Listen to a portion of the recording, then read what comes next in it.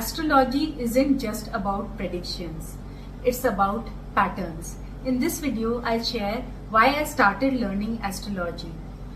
I wasn't looking for predictions, I was looking for myself. I won't lie, I've always been drawn to astrology. I remember being a teenager, very instinctively and curiously picking up Linda Goodman's sun sign to decode secret about myself and my friends, like looking through something forbidden, something that knew things that I didn't. And whenever I'd see an astrologer, there was this quiet urge to walk up and ask, what does my future look like? Hi, I am Sachita and welcome to my channel Antaryatra, a space where I share ideas from ancient Indian wisdom that have helped me in my healing journey, and maybe they will help you too. I have always been fascinated by the unknown. The 8th house in my astrological chart would have something to say about that. The way most of us come to astrology is usually through this one question, and I include myself fully in this. It's this one question: what does my future look like?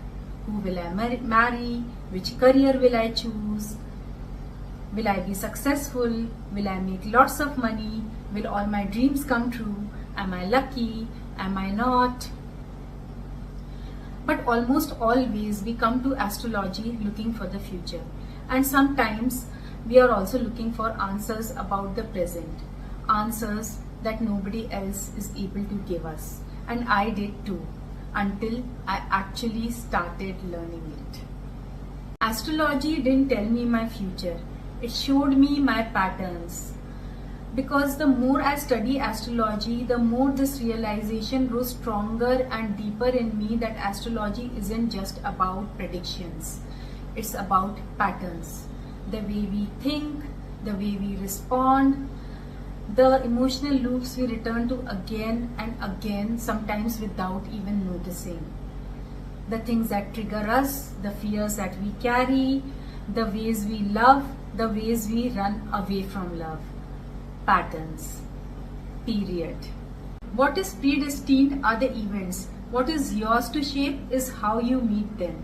So here's what I've come to understand. And I say this not as someone who's figured it all out, but someone who's just started. So pardon me if I am wrong.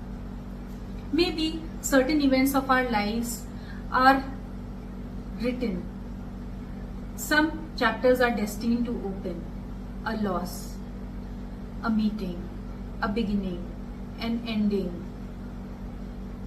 Maybe some of these events are beyond our choosing, but what is never beyond our choosing, beyond our control, is how we respond to them. And in that response, in that inner movement, is where our patterns live. Do we collapse when things fall apart, or do we start to rebuild slowly? Do we cling when something good arrives, or do we hold it lightly? Do we repeat the same emotional story in every new situation, or do we pause, reflect, and try to write something different? And this is what astrology at a deeper level is trying to show us. Our chart doesn't just describe our destiny, it describes our tendencies. And tendencies can be worked with. With tendencies, there are still possibilities, no matter how bleak a chart is. So it comes as no surprise that the most successful people do not have the most promising charts. In fact, they have the most challenging ones. But they have been able to tweak their destiny in their favor by the way they respond. And some might argue, even the way we respond is predefined. Yes, I agree, it might be. But then, once we understand it, once we understand our patterns and our responses, we might be able to turn them in our favor. And in my opinion, that is where the true power of astrology lies. The stars and the planets didn't give me direct answers. They gave me better questions. Think of it this way. We all know of someone, or maybe we are that someone, who keeps moving from one relationship to another, and yet the same wounds keep showing up. Different person, same pain. Or maybe someone who keeps changing jobs, cities, and even countries, but carries the same anxiety everywhere they go. We keep changing the outside, and yet our inside pattern remains the same. What if instead of asking this question, why is this happening to me, we ask a different question? What in me is making this happen? That one shift from being a victim of the circumstance to being a curious witness of the self is where everything changes. There's a word in Vedanta for this called Vasanas, or deeply embedded impressions, almost like grooves in the mind that shape the way we perceive, react, and experience life. What I find fascinating about astrology is that our charts map some of these impressions, these vasanas, not to trap you into them, but to help you see them, because you can't change what you can't see. Your horoscope is the hand you're dealt at the start of the game called life. Astrology taught me to look at my cards properly. Here's what no one tells you about astrology. It is the biggest self-help, self-love tool out there. Not because it helps you predict the future, but because it helps you discover undiscovered parts of yourself. I like to think of it this way. Imagine you're sitting down to play a game of cards. You don't get to choose the cards you are dealt. Nobody does. You just get them. You look at them. Some are strong, some are weak, and some just feel impossible to play. But here's what changes everything.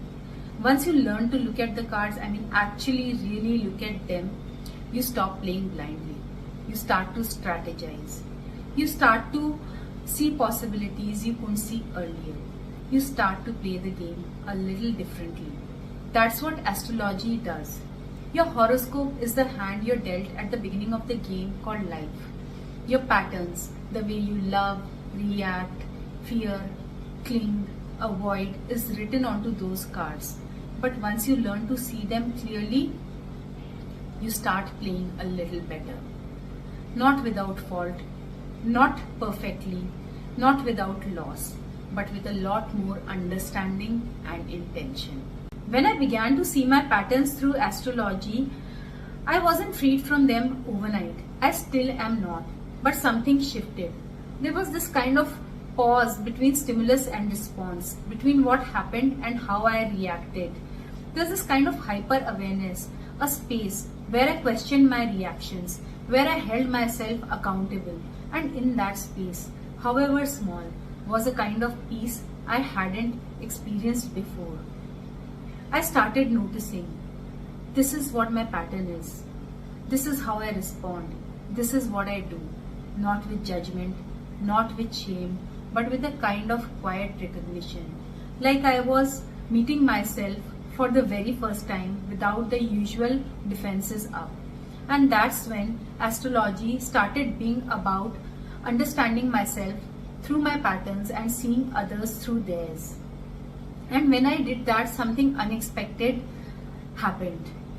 I became a little kinder, a little less judgmental, a little more forgiving.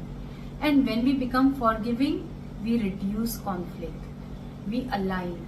We experience peace. Not because the world changed, because we did.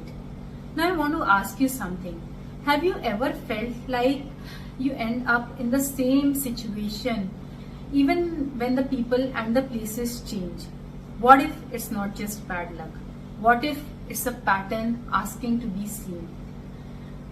Just stay with that thought, because this is where it gets really interesting. Here's what no one tells you about astrology. Astrology brings awareness. Awareness doesn't just change how you feel, it changes what you create. Understanding your patterns isn't just a philosophical exercise. It can actually change outcomes. When your behavior becomes transparent to you, when you're able to see it clearly, without the fog of reaction, something remarkable starts to happen. You're able to question yourself, not with self-criticism, but with genuine curiosity. Why did I respond this way? Why did this particular thing, this person, this tone, this situation trigger me? And when you can start asking these questions, you can start to answer them. You start to reflect, to alter, to slowly rise above. You start to build stronger boundaries, not walls built from fear, but lines drawn from knowing. You start attracting different energy because you're no longer broadcasting the same old frequency. You start manifesting differently, not only through rituals and affirmations alone, but because your inner landscape has genuinely shifted, and those triggers, those raw electric things inside of you that used to run the show, yeah, they exist. You don't have to deny it. You don't have to pretend that they don't exist. But you understand them so deeply, you become so aware of them that they no longer have that power over you. The trigger is still there. You are no longer its puppet. If karma is a bitch, let's at least understand who we are dealing with. We talk about karma all the time, like a punishment, like fate, like something given to us from the outside. But what if karma is simply our patterns in motion? The same action generating the same reaction, lifetime after lifetime, maybe even year after year, relationship after relationship. There's an old idea. The first step in overcoming an enemy is to understand it. And so if karma feels like a force working against you, let's understand what we are actually dealing with.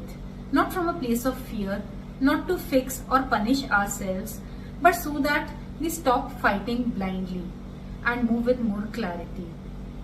Less conflict, more alignment, less reaction, more courage. Identify, reflect, reverse. That's the work. Quiet, unglamorous, deeply personal work. One size fits all doesn't fit anyone. Generic wisdom is helpful. Understanding your own specific pattern is transformational. Maybe you've read the self-help books. Maybe you've tried therapy. Maybe you've listened to 100 different podcasts on anxiety, healing, boundaries, manifestation. Some of it landed, some of it didn't. Here's why. Because one size doesn't fit all. Every piece of advice, every spiritual teaching, every psychological framework, it speaks to general human experience. But you are not general. You are specific. Your wound is specific. Your conditioning is specific. Your patterns, those particular grooves in your life that you keep returning to, are yours alone. And this is where understanding your chart, your blueprint, your patterns through astrology makes sense. The same book you've read before, it reads differently now. The same advice you've heard before, it clicks differently now. Because you're not applying it generally. You're applying it to you. It becomes tailor-made. It becomes customized. Generic wisdom is like a river. Your pattern is the channel that actually lets it flow through you. And astrology helps you in understanding your patterns. There's this idea that has stayed with me. The world is not happening to us. It is happening through us. Through our lens, through our conditioning, through our patterns. And if this is true, even partially true, then the most meaningful work isn't changing the world out there. It is understanding what is happening in here, inside you and me. And this is where astrology has become kind of a map for me for exploring that inner territory. One that nudges. This is how you tend to feel. This is where your struggle is. And this is where your courage lives, even though you haven't found it yet. And on very turbulent and painful days, this feels like kind of a balm, a salve, bringing peace, calm and alignment with a greater plan, not as a verdict, but as an invitation for looking inwards. So if you've come to astrology hoping that it will tell you when things will get better, I understand. I was there too. But what if there was a better question to ask? What patterns do I keep repeating that make things hard? And what it would look like if I tried to slowly, gently change them? And that noticing, that quiet, honest witnessing of the self is already the beginning of something.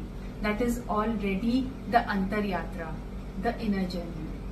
So if this video stirred something in you, a memory, a question, a recognition, I'd love to know. Drop it in the comments below. Because sometimes naming a pattern, even in a comment box, is the first step to seeing it more clearly.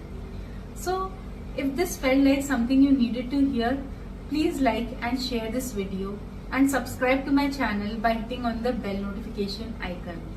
I am Sachita and this is my channel Antaryatra. Thanks for being here.